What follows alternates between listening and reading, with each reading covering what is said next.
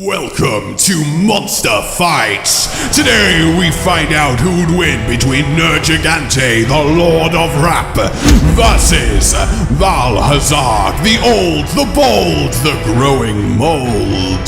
Begin! So, you might initially be thinking, this is a strange matchup. Surely Nergi's just gonna wreck the old man. Well, Maybe.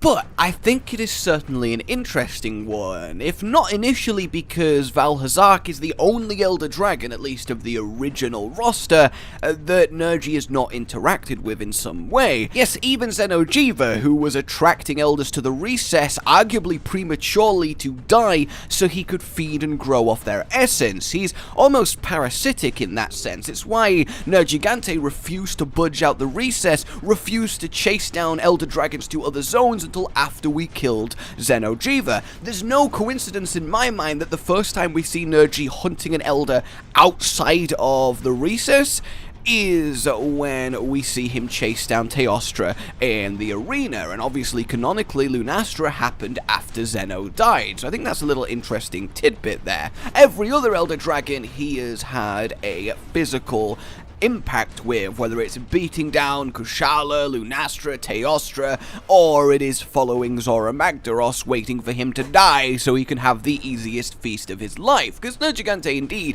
while a hunter, a powerful one at that, like most predators is not above a free meal in the form of a light scavenge. So we kinda thwarted his lunch, which is what sent him spiraling into the recess, desperate and attacking everything to try and get some food before we ultimately put down the dying beast. It's kind of sad when you think about it. So, why has he not had a pop at Vaal Hazak? Well, the obvious answer, right, is because he's in the Vale and Nergi's not been to the Vale. I mean, come on, man. And look, that then raises an interesting question. Simply, why? And to my mind, there's only two possibilities. Number one, Nergigante doesn't know the Vale exists, which is a shame, because it's essentially an all-you-can-eat buffet for someone not afraid of carrion. Or, number two, he knows it exists, but chooses not to go there. And that's the interesting one. That is the one that makes me go, Here's one for you. You remember this Brainiac? I mean, what a show. Like, what a show.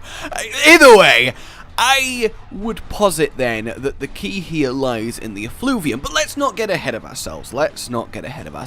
When evaluating who would win between two monsters, and I apologize if this gets a little bit too discussy, you'll have to let me know if you like it. This is an incredibly hard format to bring to life, and I kind of don't want to do the traditional, look, this is how strong Nergigante is, and this is how strong Vaal Hazak is. Let's smash them together, and oh look, one of them won. Because, yeah, that is a way to do it, but these are animals, and when animals fight, it's not the same as going, would Goku beat up Luffy? He would turn Luffy into a fine red paste by just breathing on him, as sad as that is, as One Piece is Bay, but I want to evaluate them as such, and the thing is, when animals fight, it's over very quickly. It is rare you get a prolonged experience. And yes, when the two animals currently locked in mortal combat are very evenly matched, such as, well, a lion trying to bring down a buffalo are strong, it takes some effort, it's not going to be just snap and it's done, simply because it takes a while to maneuver into the position for the killing blow.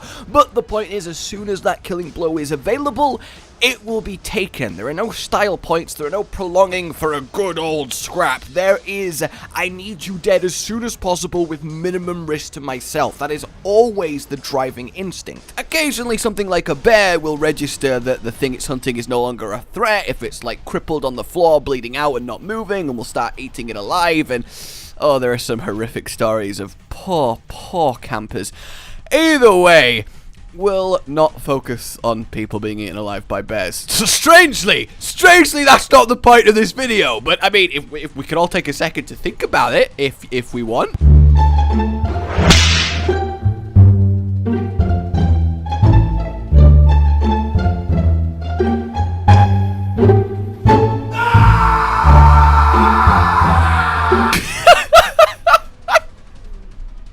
Fucking bears.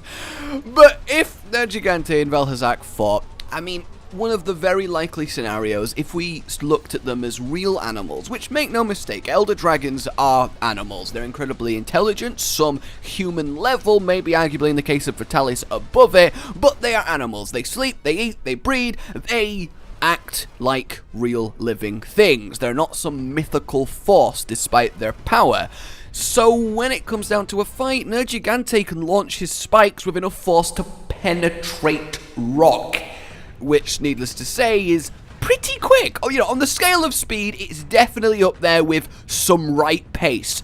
And look, the amount of force required to put those spikes that deep into solid stone is somewhat absurd. We are talking multiple kilograms of TNT level force. And the fact that his spikes are most likely keratin, the same material your nails or the spikes on a hedgehog are made out of, which is, let's just say, less structurally integrally sound than solid stone, it's a miracle they don't shatter on impact, no matter how fast they are going. So these things are meaty little natural spears. So more than likely, he would just flick the spikes with his head smash, and then Vaal Hazak becomes a pincushion, and no matter how elder of a dragon you are, you don't survive multiple of your vital organs being completely obliterated by giant-ass bone spears.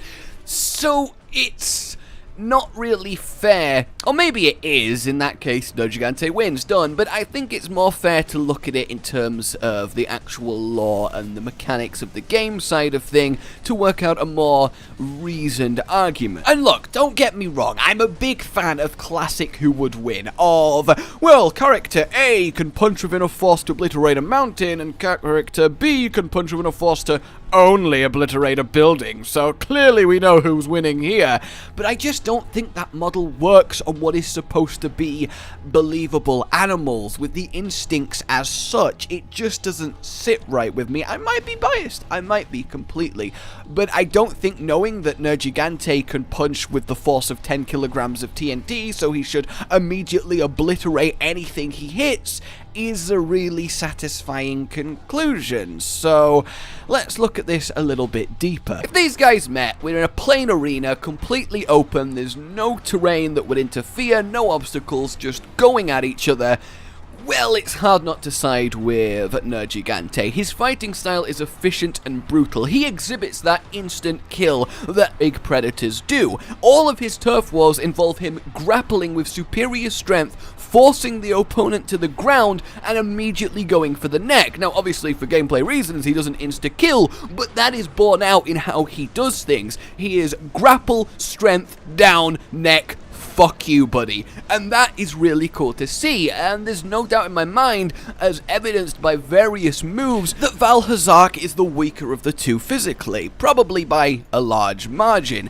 In terms of agility and speed, Vaal Hazak is surprisingly nimble. He just is kinda lazy, really. He doesn't have a reason to move with that kind of speed, but you see him swap zones, he really can prance, and even his dashes in combat can be quite potently fast, but he has a very much more deliberate style to him. His mouth is really quite small. The big hanging serpent-like jaw is just a faux scary decoration that he wears to ward people off from even trying to have a go. He wears the skin, the dying flesh of other animals as both a storage unit for effluvium, which he has this symbiotic relationship with, but also as an extra layer of padded protection, and it doubles, well, I guess triples up in this case, as an intimidation factor once more, as he looks like a walking corpse. Granted, animals wouldn't register as that, so it does kind of show the intelligence of elder dragons that he might be doing it for things like hunters. I think that's an important note to make with Vaal Hazak. I definitely don't think you could describe him as stupid, but that applies to all elder dragons, really. But I do think he's got a little bit more going on up top than Nergigante. Nergigante is a very much more straightforward animal of instinct, which might not serve him too well here. So there's no denying in a purely physical encounter, Vaal Hazak is not looking good here. He will move around with the liveness he has, his snake-like movements, dodging and weaving, doing what minimal physical damage that's almost healed straight away by Nergigante's healing factor that he can, but it's essentially just a ticking clock, a matter of time until Nergigante, with much superior strength and endurance, gets him into a vice-like grip, wrestles him down, bites the neck, and has a kind of... Ah! Ah! Oh, I need water. Oh, this is... Oh, God! Whose idea was it to come here? Oh. As I imagine, Vaal Hazak doesn't taste too peachy, but I think the effluvium changes a lot. And you might be saying, well, doesn't Nergigante have an inbuilt Elder Seal?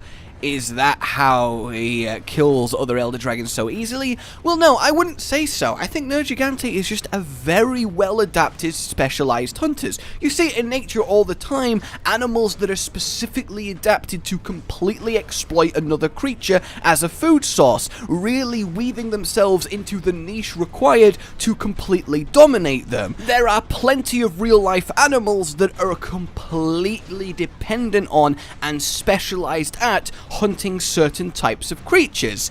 Anteaters is a very obvious example. They are perfectly evolved to en masse decimate and eat thousands of the blighters a day, the same with termites. So I think Nergigante is simply exploiting a weakness to flourish as a species. I have no idea what this is, or what it's doing. He gets in close, resisting the fire and flame and frost and lightning with his endurance and regeneration, and then once he's up to the face, well, it's lights out because the other elders simply don't have the physical stats to compete, and that's what makes him work. And I think it inherently discredits him, makes him immediately less, well, to put it basically, cool as an animal if we're saying he's got magical Elder Seal claws that make the elders defenseless against him. But past a bit of conjecture, the nail in the coffin for the Elder Seal Nergi theory really is Lunastra. She fires off a supernova in the Turf War,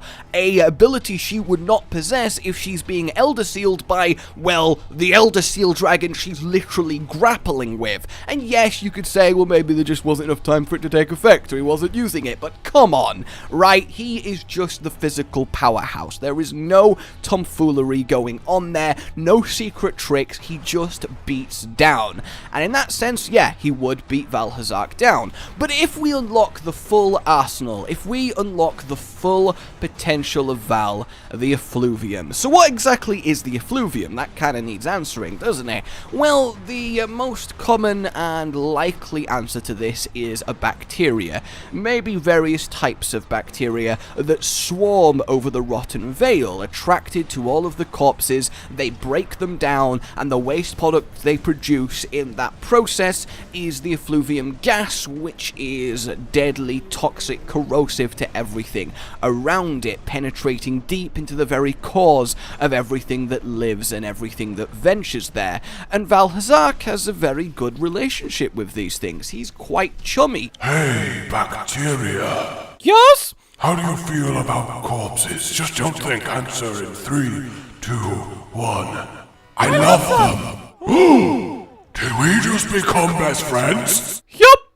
He has a breeding ground for them about his person and has learnt how to essentially feed off the gas produced. You see, Vaal Hazak in home territory is surprisingly deadly. In fact, one of the most dangerous creatures full stop in Monster Hunter. He just doesn't really come across that way when you're actually fighting him, but he can absorb great gouts of effluvium by being able to instill a frenzy-like state into the bacteria, causing them to rapidly chew through what they're currently coating like a poor innocent gyros, thereby kicking out great gouts of the effluvium as they drain their host of life, which Vaal Hazak then takes in, which he can convert into incredibly potent nutrients with regenerative properties that he can heal himself rapidly with. You see, while he is effluviumed up, Vaal Hazak has a healing factor that arguably is stronger than Nergigante's, which I certainly believe applies to more than just his spikes, like some people think. You see him visibly heal all damage after turf wars with other dragons. It's kind of bonkers to me to expect him to be able to rapidly regenerate that volume volume of keratin without being able to do it for any other part of his body. Yes, a lizard can regrow its tail but not its leg, a regeneration factor isn't universal, but I think the evidence points to Nergigante being able to do it in general, as it's almost required to, well, tank through other Elder Dragon's ranged abilities to get in close. Otherwise, he simply wouldn't make it with how potent they can be. Imagine, essentially, a Nergigante versus a Teostra would go down like this.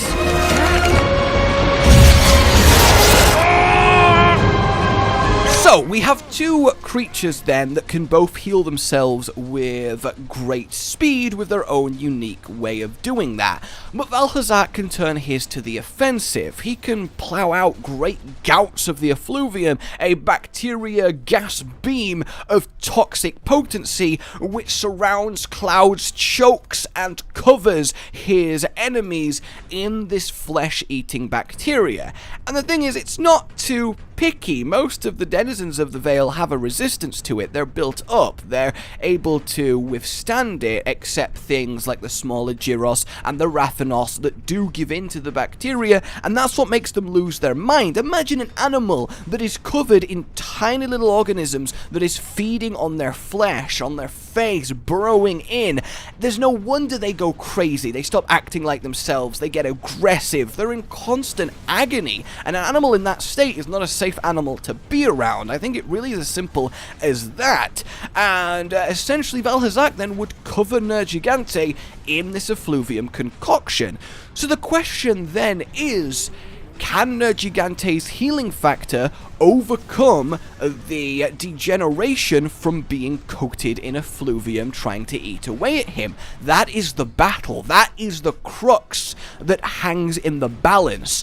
And answering that question answers who would win between these two, because as easy as Vaal Hazak is for hunters, and he's a right proper joke, for Nergigante, I think he might be the hardest challenge in the New World, at least until Attrition comes along and dominates the... But I think there's every chance that the effluvium essentially cancels out Nergigante's regeneration, because it is preoccupied dealing with this invasion, which means his spikes might stop growing. He only has one round of them, which means he might get a little bit weaker as he fights it off.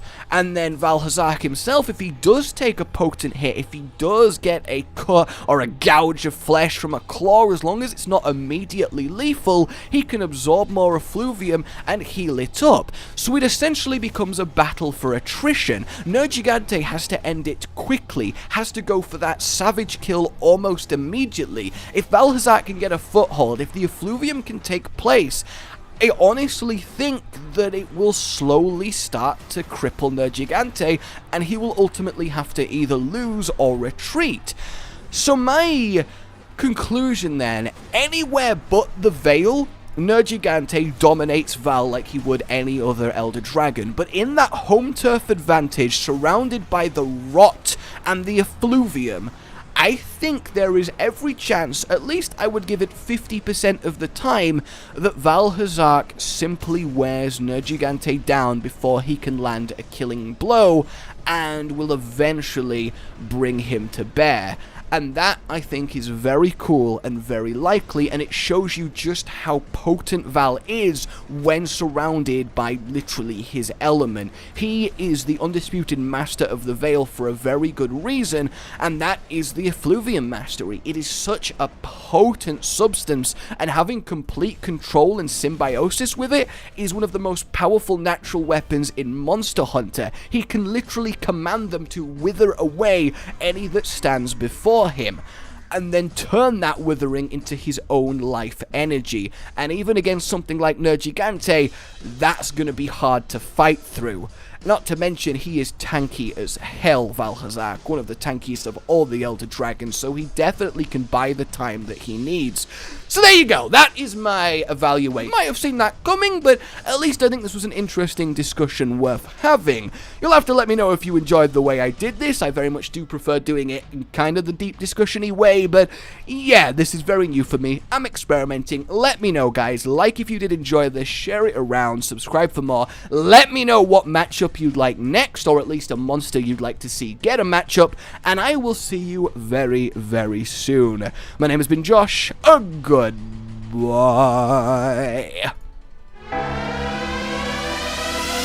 Rage Gaming with the video float. But that's all that's really relevant at the mo, but I'm still gonna leave this up so you patrons know that I love you even though the outro's no longer that kind of relevant. But the new one's being worked on and it's gonna be a truly badass song, and don't worry, I won't be doing any rapping on it.